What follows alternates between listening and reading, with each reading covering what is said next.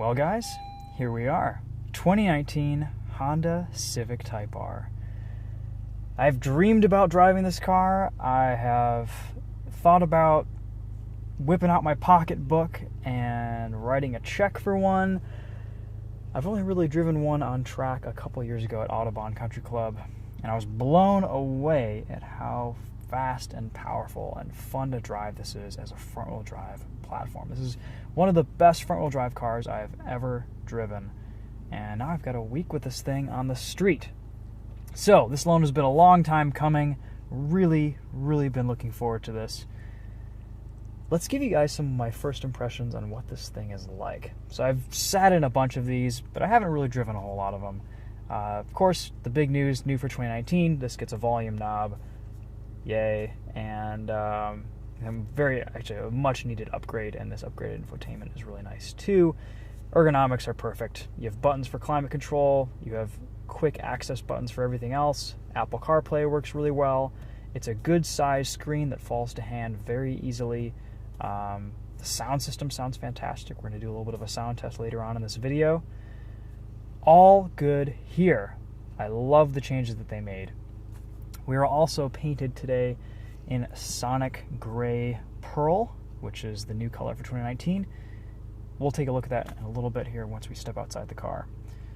We have amazing Type R seats with bright red Type R seat belts.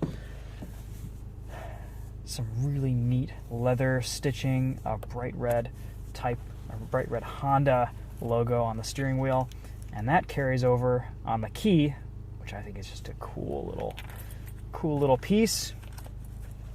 And we have one of the best 6-speed manual transmissions in any car at any price, I believe.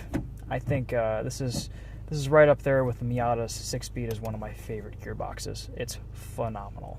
3 drive modes: Comfort, Sport, and R, Race mode. We have an electronic handbrake, and otherwise it's pretty much Honda Civic in here, except for some faux carbon fiber bits and some red trimming here and there, as well as some Alcantara here on this center console. Kind of a neat design here. Lots of ways to fit large drinks in here, small drinks, various items. You can close it, open it, extend it, do all sorts of different things with it. All right, let's step outside and let's check out this Sonic Gray Pearl. Until now, I'd only seen this color at the auto show, and it's pretty cool. You can see in the sunlight, it's got a little bit of a metallic flake to it. That's that pearl coating. It's almost greenish, bluish. Really pretty color. I think it accentuates the lines of this vehicle quite well, and I personally love the way this thing looks. I had it next to a Subaru WRX STI, the latest version, last night, and they're almost the identical, exact same length, but this Type R looks so much wider visually, and it is a much wider vehicle. The flared arches, the spoilers, the lower ground effects, they kind of give this a little bit of a touring car look. Pretty evocative design. In the back here, we've got a pretty neat solution to the cargo cover. This just slides out. You have a ton of space back here, this being a Honda Civic. Unfortunately, no spare tire, but you do get a tire repair kit. These seats don't fold flat, but they are pretty darn close. Actually, that is pretty darn close to flat. Ton of cargo capacity back here. This could very easily be a daily driver or your only car. And I think if I had to pick one car on the market to drive every day and track and do just about everything for me, this might be it. I'm 5'10", sitting behind my driving position. I have tons of legroom, lots of space under my feet. It's very comfy back here, very spacious. These seats are gorgeous. Very nice, roomy interior. Let's take a look under the hood at this 2-liter turbo, the heart of the Type R, 306 horsepower,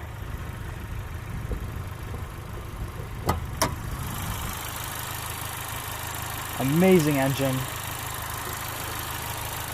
Some awesome tuning going on here by Honda. Still has VTEC.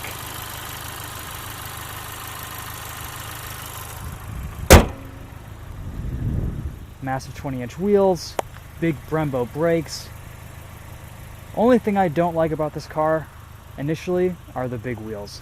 I think what it does is it helps reduce torque steer, and I've heard from Type R owners who have gone to smaller, like 18-inch wheels, for example, that torque steer increases once they change it out. But this doesn't give you any sidewall for when you hit potholes. The tire sizing is kind of strange, and I think, in my opinion, they just look too big. We've got a reverse camera, a couple different modes here. We've got a super wide angle, a wide angle, and then an above view cam. Turning lines.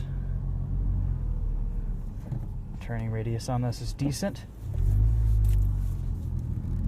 And the driving position afforded by these seats is awesome. I had no problem finding a really nice, comfortable driving position. These seats are incredibly well bolstered, and they're very comfortable also.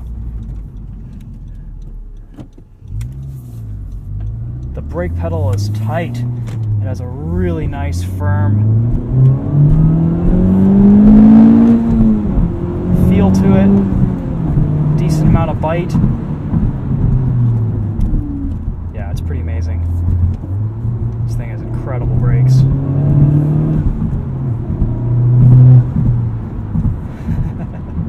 Once you get into boost around 3,000-4,000 RPM and you let off the throttle really quick, you get a little bit of a blow-off valve noise. That's kind of cool. Really amazed at how quick the throttle response is in sport mode. Oh man, I love this shifter. Putting it into comfort mode, you can immediately notice the steering lighten up a little bit. The throttle isn't as responsive. Your rev matching system is a little bit lazier. Ride quality improves. Everyone has remarked on this car how nice the ride quality is, and I have to back that up. It's really quite comfortable. It feels just a little bit firmer than a normal Honda Civic. It feels sporty, but it's very forgiving. It's very soft going over these bumps on this overpass. Really no complaints, especially considering that this virtually has no sidewall. The suspension system really does a nice job soaking up bumps. Putting into sport stiffens up a little bit, but even that's pretty livable. That's pretty drivable. Race mode, though, that's where it starts to get a little bit stiff, and really you're not going to want to rock that on a daily basis. The rev match downshift system works great.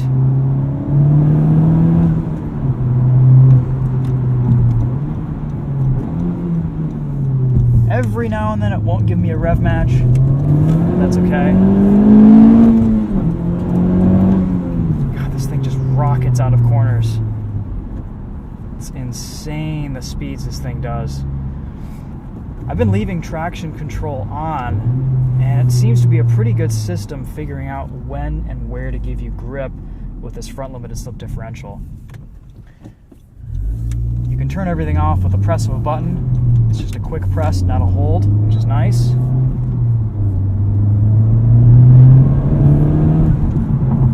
I've been noticing a little bit more understeer though on corner exit with the systems off. So I'm going to play around with that a little bit this week, experiment with how the traction control system affects the dynamics of the car, but for now that's what I'm noticing initially.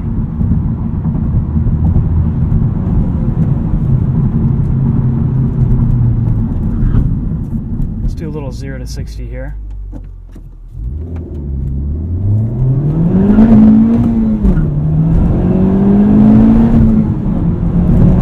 This thing really pulls hard.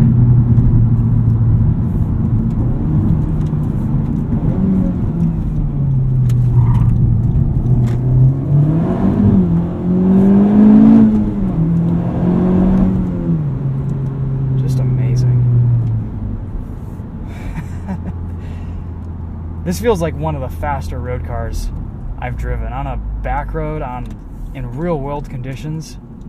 I think a lot of very high-end cars would have trouble pulling and hanging with this thing. It's just so easy to approach the limit. It's so friendly and forgiving. You can feel exactly how much grip there is. All you hear coming from the engine is boost. It's awesome. This is incredible. What a car. Let's throw it into a corner here, see what she does.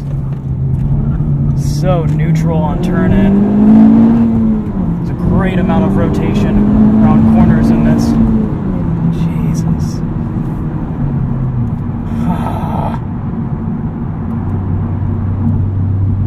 Can't believe how flat that was.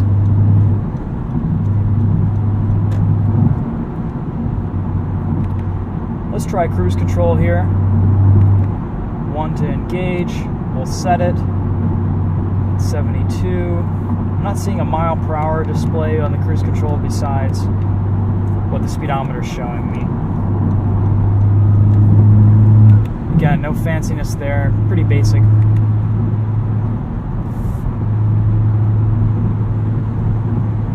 The overall focus of this cabin, the lack of radar-guided cruise control, lane keep assist, nannies, the ease of it turning off traction control really gives me the feeling this is a driver-centric and driver-focused car.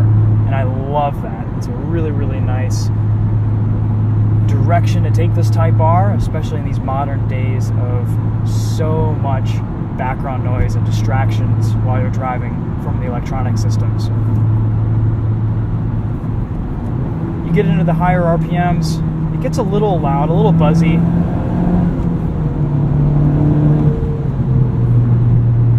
On the highway there's a little bit of drone, but it's not terrible. I think this is pretty livable, honestly. The back seats might be a little bit louder.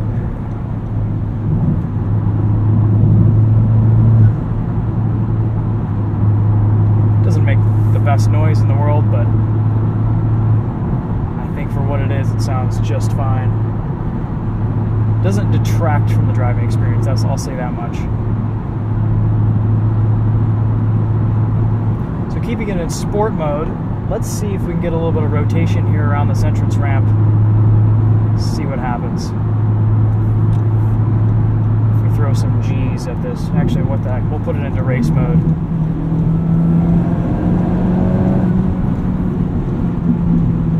God, the brakes on this thing are phenomenal. The way this grips, it turns in.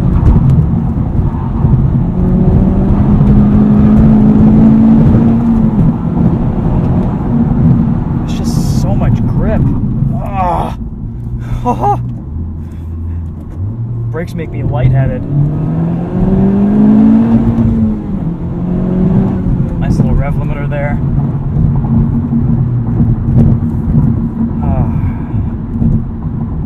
This is fun. I like the Type R. If I wouldn't have just bought my Volvo 850R, I'd go buy one of these. Maybe it'll be a replacement for the BRZ someday after the 2020s come out. Yeah, this is a fast car. This would be, this is a weapon on track. Tedward is a good friend. Eddie, he's been tracking his Type R. He has a 2017. He's been having that for a couple years. He is beating Corvette Z06s that are time attack prepped around some tracks out near Boston. He has a little bit of aero, stock power, brakes, tires, suspension. These are fast cars. And I think the reason for that is they're so approachable and easy to drive at the limit.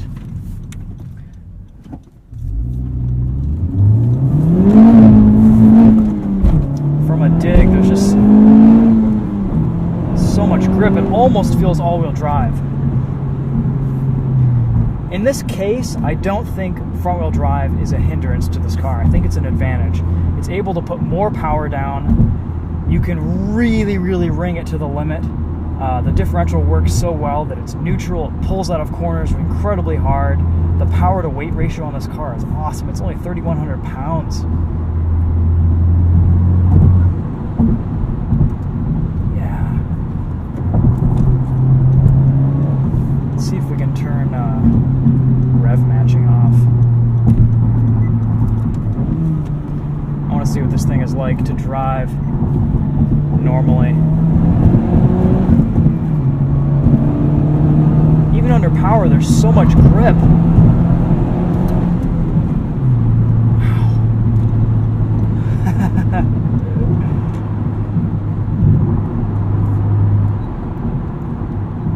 You know, a few people have complained that you can't isolate certain inputs with your drive, with your 3 different drive modes, like your steering feel, your steering weight, your engine aggressiveness, rev matching, etc., the suspension tuning.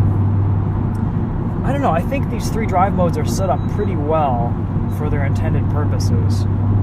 Sport mode is a really nice middle ground. Comfort seems to do a nice job, and maybe they've tweaked these a little bit. Cruising down the highway in comfort, the steering seems to wander just a little bit, but it's not annoying. Again, I haven't taken a longer road trip in this.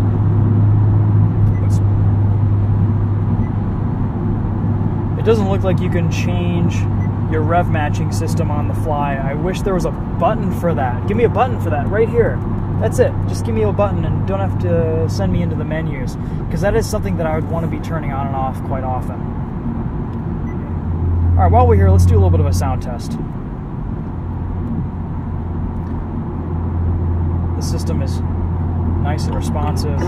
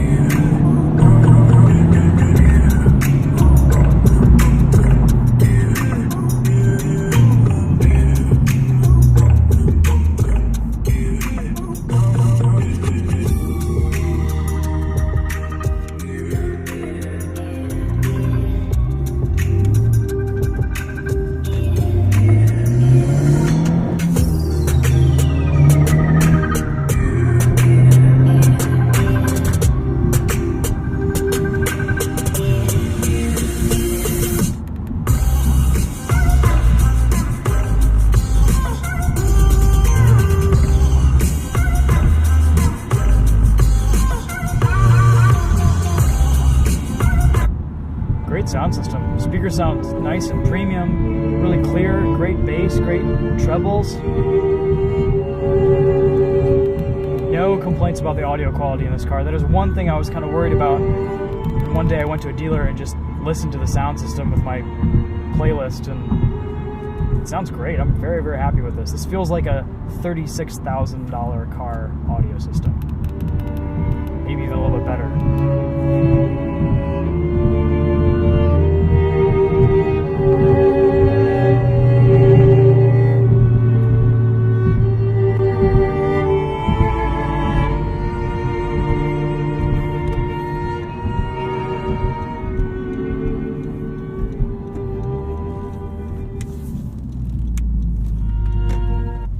I cannot believe how comfortable and livable and drivable this thing is. You get a little bit of brake squeal. Given its performance envelope, the differential in comfort and performance on this car is so high.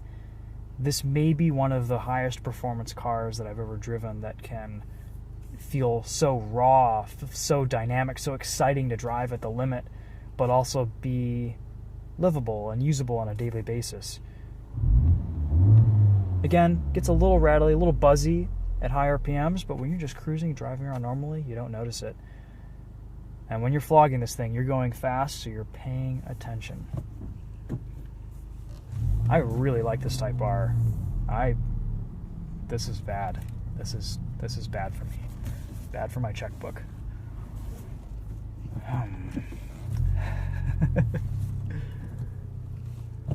Well, I guess that's going to sum it up for this first impressions video.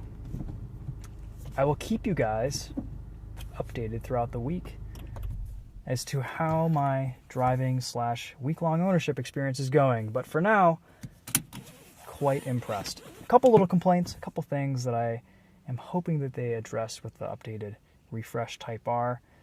We'll see what happens. Or maybe we'll get a harder, more hardcore version. Maybe we'll get a softer version that's less expensive. Right now, though, I don't know. This is a pretty good balance. You have a nice number of features and amenities in here for the price for a $36,000 car. And the performance is just, it's very, very impressive. We'll leave it at that for now. We'll see you guys later this week. Thanks again for tuning in.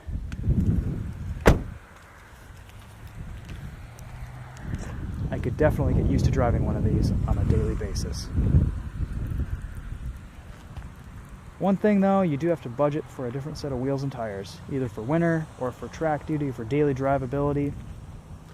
I don't think these wheels are going to last long on Michigan roads. And I know a few people who have already gone through a couple ones that got bent in a pothole, so it's just one of those things.